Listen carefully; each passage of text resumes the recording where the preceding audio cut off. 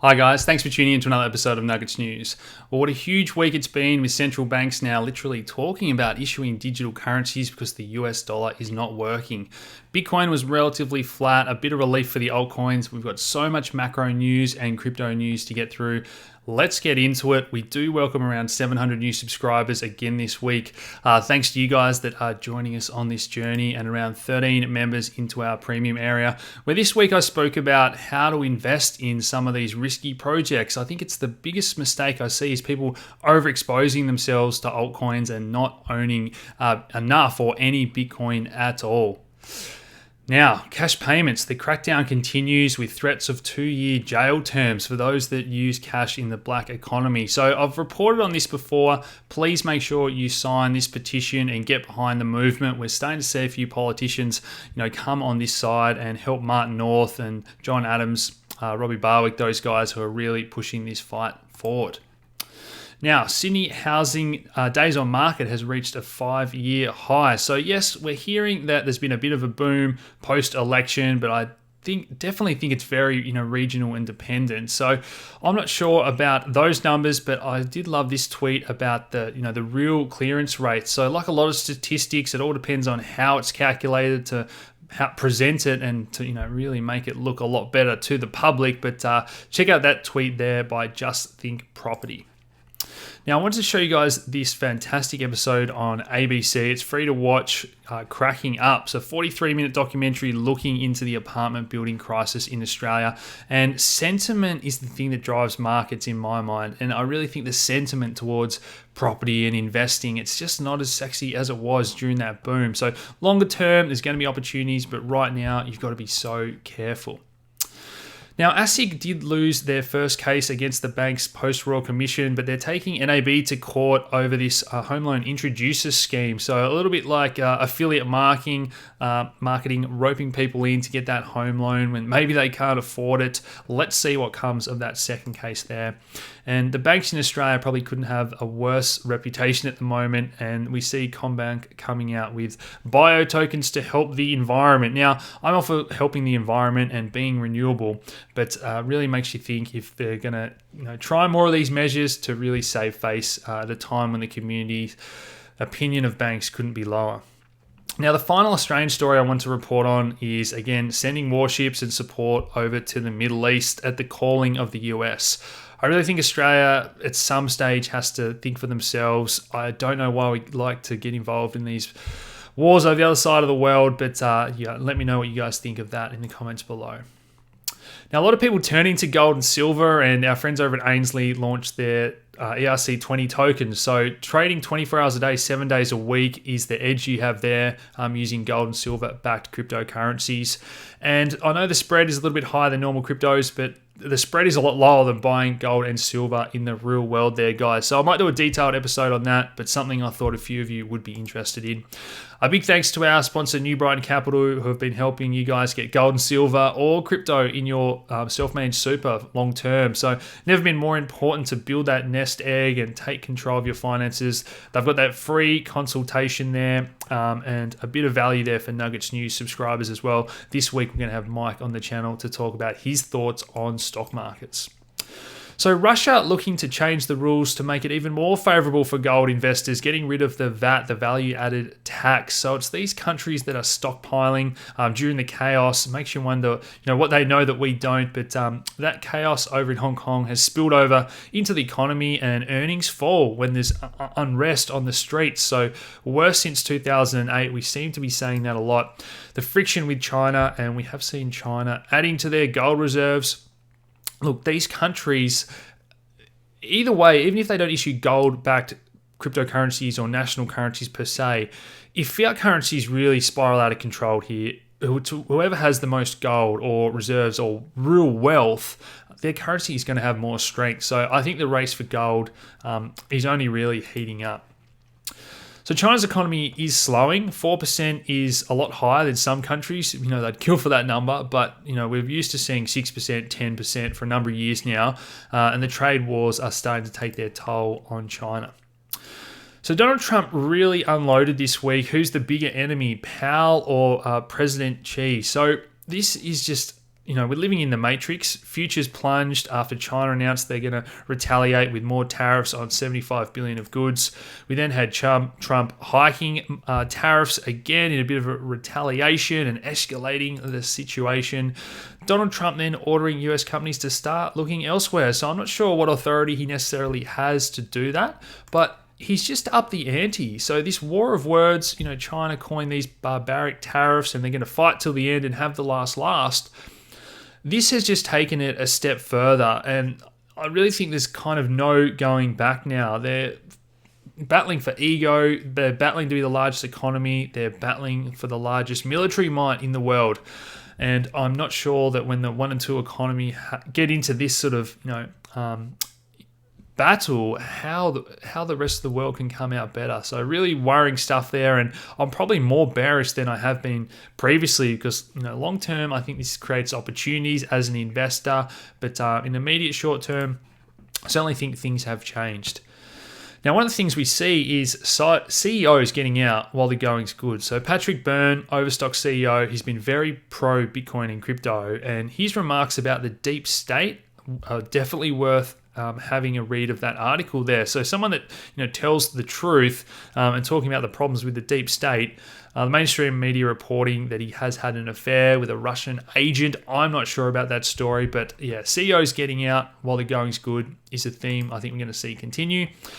Spilling over into the economy, we've got our baby boomers retiring, but RV sales are plummeting. So people are bunkering down and not spending. This is one of the industries that should be trending higher as those baby boomers, spend all their, life's wealth they've accumulated. So corporate debt is exploding. It's gone from 20 billion to 1 trillion this year, as I tweeted. The negative yielding debt is unlike anything we've ever seen. So I did a detailed explanation about why investors would buy a bond with a negative yield. Please share that video around with anyone else you think needs to learn about how this relates to the war on cash, how it ties into Bitcoin, gold and silver, and DeFi, which I'll get to in just a second as well. So we then saw Fed President Powell come out from Jackson Hole and say that the economy is in a favorable place, but there's some significant risks. He's just said that they're not going to cut rates more than once, and now a couple of weeks later he's come out and said that the Fed are going to be very accommodative and do whatever it takes to, continue this expansion. So, hedging his bets, 6 and half a dozen the other. These guys are really flying blind. They can't. You can't make this stuff up. I really think that Steve Keen is going to be ultimately proved right, that their theories of economics and their models are just completely wrong. So the ECB was the next to come out and signaled that they've got their next stimulus package, the next round of bonds and rate cuts, all that great stuff that we know is going to drive the price of Bitcoin and gold. And then Mark Carney from the Bank of England coming out and saying that the US dollar should be replaced with a digital currency. So he's talking about a basket of currencies that look similar to Libra. I don't think they're going to adopt Libra or even Bitcoin necessarily anytime soon. But what it's showing is more people are turning against the US dollar than people that have traditionally, been their allies rather than their enemies. And it just shows that this fiat-based system is spiraling out of control with that US dollar strength, killing all those emerging market economies and those with US denominated debts. Now, I tweeted that a lot of people forget that banks actually invented stablecoins because it's just a digital representation of a dollar in that local currency. However, their reserves are only 10% backed because of fractional reserve banking, and that 10% reserves is made up of debt. So crazy stuff. This is why it is starting to go wrong. It's not rocket science. You don't need an economics degree. Now, Libra has been in the media continually, and we're already seeing some of the founding members consider quitting due to government pressure. So Congress also reporting that they're going to continue to review. We're seeing more and more countries and governments, crack down. So I just don't think Libra gets off the ground in a meaningful way. I know there's a Libra Foundation in Australia, and I've been asked to maybe work with them. I don't think I'm going to. I think I'm going to continue the battle for the decentralized currencies. But either way, I'm really interested to see how this develops. Now, a few other companies came out and saying that they're launching the ultimate payment coin this week. So Metal Pay is one I touched on very early days, coming out and saying that they're going to continue to put forward alternatives in this payments system. That wasn't the only one we saw this week. Binance coming out and saying that they're going to launch Venus, a project that aims to outshine Libra, maybe a Chinese national currency. I think the government are going to want to launch their own rather than having to work with Binance there. And the CEO of Circle coming out and saying that China's whatever digital currency system they come out with is going to bypass the Western banking system, but also sanctions and tariffs. So the overlap with crypto and the macro environment has never been bigger, guys. That's why I've reported on these things for a couple of years now. Now, I know the Ripple conspiracy theorists have come out and said that, the Bank of England, Mark Carney, is talking about Ripple. I don't think that that's the case just yet. Look, Ripple supporting SendPay, another good partnership in the remittance market, but no mention of XRP token in this article either. But a lot of options there. And unfortunately, I think that central banks and all these corporations are going to continue to issue their own. And for that reason, they need to make the decentralized cryptos look bad. So the White House coming out and saying that, crypto is used for all this bad stuff. This narrative is going to get pushed more and more as there's competition for the US dollar. Now, that's why it's never been more important to fight for these decentralized projects like Maker. Now, this week, the foundation tried to trademark the DeFi term. Now, they were doing that for the broader community. They weren't actually trying to do that for themselves. But either way, they didn't get that trademark. But the DeFi space continues to boom. And in this world of negative interest rates, as Vitalik tweeted about, why aren't more people lending out DAI at 11% rather than buying a US bond for 1%? So there's a couple of reasons. There's still a lot of education that needs to be done. The market size is still really small, so you can't park trillions of dollars in DeFi. The yields would go down if there was that much money flowing in. But I've got an episode coming this week about how to land in the different options, because I've noticed a lot of scams popping up again. Affiliate marketing, sign up your friends, guaranteed monthly returns. That's very different to earning interest from lending out your coins to a trader. And I'm going to explain all that in that video coming out soon. So Coinbase are integrating those dApps into their website. So hopefully things like Maker and other great Ethereum dApps and others that they're backing are all going to be embedded, making that education and that experience a lot easier for the non-technical person. We also saw Hubai follow suit and say that they're looking to get into DeFi, integrate Maker and Compound into their systems as well. So it's going to be great for traders, investors, everyone if the competition heats up in that space to get those returns. Now, Japan have got retail giant Rakuten officially launching their crypto exchange. Just when I thought there couldn't be more exchanges in Australia, Gemini also came down under. Look, we're working with a pretty cool exchange I'll mention in a moment. And unless you've got new features and you're giving customers a good product and new stuff, the environment here is just so competitive. Now, another app that I've really loved and been supportive of is Augur, the prediction market. So this is a website called Guesser that's built on top of Augur using these prediction markets. So anyone that has that MetaMask extension, that Ethereum wallet built into their browser, can now start to make bets in a nice, simple fashion. And really cool, I think Augur and the Rep token have got still a bright future. Now, Icahn was another one that had some good news this week in terms of staking, and I know they want to get into the STO space. They've got their Icahn Loop. I've done a deep dive fundamental analysis into this one. Now, price has taken a beating, but look, this is one that I still think is going to do good things, but I'm just really hesitant to invest in all these projects until they show some more progress. So once we have progress, that's when I really think, particularly staking and earning rewards, that's going to bring investors back into the fold.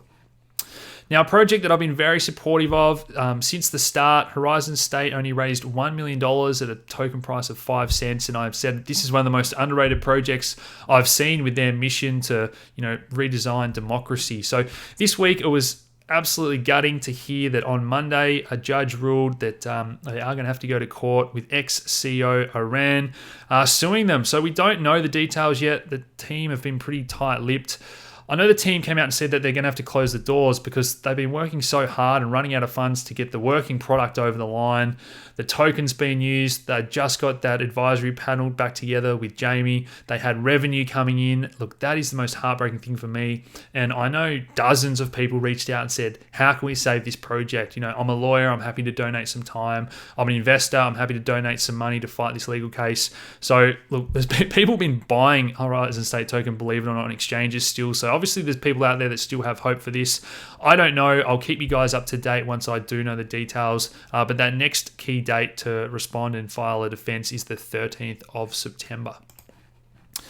Now over to Ethereum news, where the Tornado Mixer is now publicly available. So it's still in beta, and this is a way to use Ethereum privately and obfuscate your address, create a new address using ZK Snark's technology. So this is all done from your ledger. Very easy. Head over and watch that tutorial if you haven't already. Another fantastic report this week about all the developers and where they've moved in crypto winter, who's got the most and who's making the most progress. So Electric Capital Developer Report, 100 pages of slides there, really cool. Have a flick through that.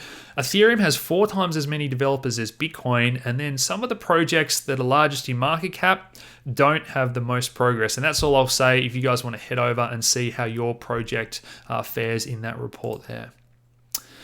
Now, we know that there's a lot of tension between the Bitcoin maximalists and even the Ethereum community. So I try to be as unbiased as I can, and I really like both. I speak about how those two are the majority of my portfolio, and these small cap projects should never be more than 1% because of how risky they are.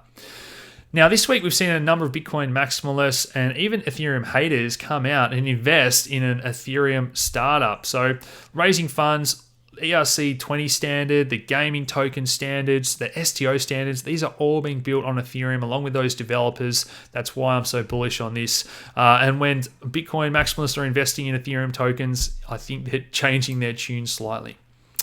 Now, I don't want to poo-poo Bitcoin because Bitcoin is still the king. Every week when I read more about Bitcoin, I realize just how early we are and how much technology is out there that people still don't understand. So this compatibility matrix is the different types of Bitcoin addresses and which wallets are interoperable with which. If you're a beginner, don't worry about this stuff too much. A lot of the mainstream exchanges are going to be interoperable for you. But just to say that there's a lot more efficiencies that can be made still to Bitcoin, replaced by a fee, partially signed transactions. There's so much stuff coming that I'm going to bring to you soon. Bitcoin continues to amaze me. Now, this week's technical analysis is brought to you guys by CoinJar. So CoinJar, one of Australia's oldest exchanges, one of the first that I used to buy Bitcoin back in 2013 when you had to print out a bit of paper and rush into the bank to buy it with cash. But CoinJar have got those top 5 coins, a really good on-ramp with Aussie dollars in and out. They've just lowered their fees, and they've got a CoinJar swipe card and a few bonus points for you guys if you use the link down below. So great support. We're happy to get around those Australian exchanges that have got a good product, and we've got another fantastic little surprise in store for you there coming from CoinJar very soon. So into the technicals. This is the 4-hour chart, and we've just been stuck in this tightening range. Now, every time we've got oversold on the 4-hour chart, we've seen a bit of a relief rally, and this has been great for traders in the short term. But zooming out, we were looking for a bounce on the 23rd, and it came, but it was pretty minor, not a lot of volume. So now with cycle bracket theory, if we lose this level around 10,000, this spill could get pretty sharp and pretty nasty. That would see the weakness last out until around the 9th of September. So for me now, it depends what this looks like and how much it follows the stock market, believe it or not. So the stock market's had this dead cat bounce after a big initial fall. And if we roll over here and things get really ugly, like back here, I think Bitcoin and even gold could possibly get dragged down with it. It depends on the news and what is happening, but I know this is correlation that I hate to see because the Goldilocks scenario for me is the stock market has a slow unwind and this currency war heats up and people turn to Bitcoin. But we have to be conscious that there's a lot of people looking at lower levels now. Everyone's bearish. That's why I'm not thinking that we get as bad as crypto winter, with these people saying that we're going to make new lows. I didn't hear any of those people saying that when we're at 14,000, and all I heard was at the first chance that the weekly RSI cools off, I'm going to be buying. And that's what we've seen. Every time it's touched the 12 EMA on the weekly, the buyers have stepped in. So whenever we see these tightening patterns, when they break, things get pretty messy. We've seen that a couple of times already. So don't be surprised if we do get a high volume, volatile move. But in terms of panic stations, look, if the stock market has a nasty sell-off, then maybe Bitcoin will get dragged down with it. But long term, I'm still super bullish on Bitcoin. We know a lot of people missed out buying Bitcoin under 6,000 and it raced to 10. So if we get down into the 8s, the 7s here, look at the volume. I think it's going to pick up and we're going to see a lot of buyers happy to step in. I just want to mention the ETH Bitcoin pair.